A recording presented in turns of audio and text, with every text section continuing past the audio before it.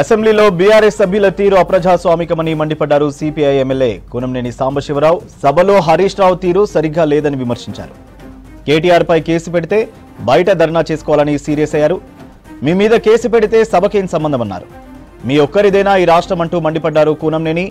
తెలంగాణలో 10 ఏళ్లు కచరా గవర్నమెంట్ పాలించిందంటూ తీవ్ర స్థాయిలో ఫైర్ అయ్యారు ఎంఐఎం ఎమ్మెల్యే అక్బరుద్దీన్.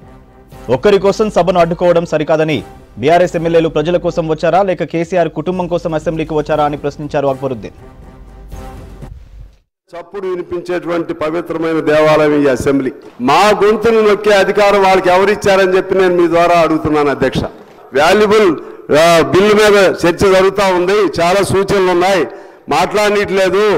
మాట్లాడనీయకుండా ఉన్నటువంటి వాళ్ళకి ఏదో దురుద్దేశం ఉంది, వాళ్ళు సస్పెండ్ చేయమనన్నా చెబుదామని చెప్పి నేను కూడా వారికి చెప్పాను అధ్యక్ష.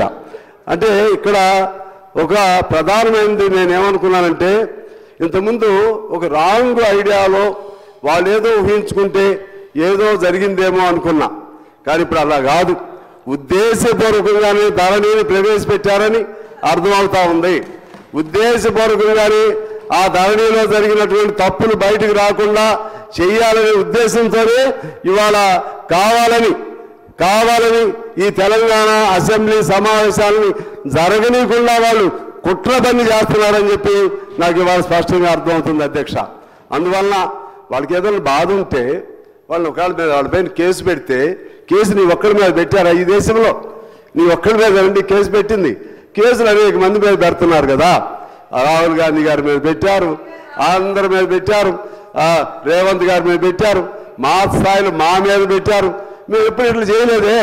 మీ మీద కేసు ఉంటే మీ నాన్నగారు నిరాహార దీక్ష చేశారు కదా, అక్కడ నిరాహార దీక్ష చేయరాదండి. గాంధీ బొమ్మ దగ్గర సానుభూతి అన్న వస్తుంది. 10 రోజులు చేయండి, వారం చేయండి, మీకు చేతనైన రోజులు చేయండి, నా మీద అన్యాయం పెట్టారని చేయండి.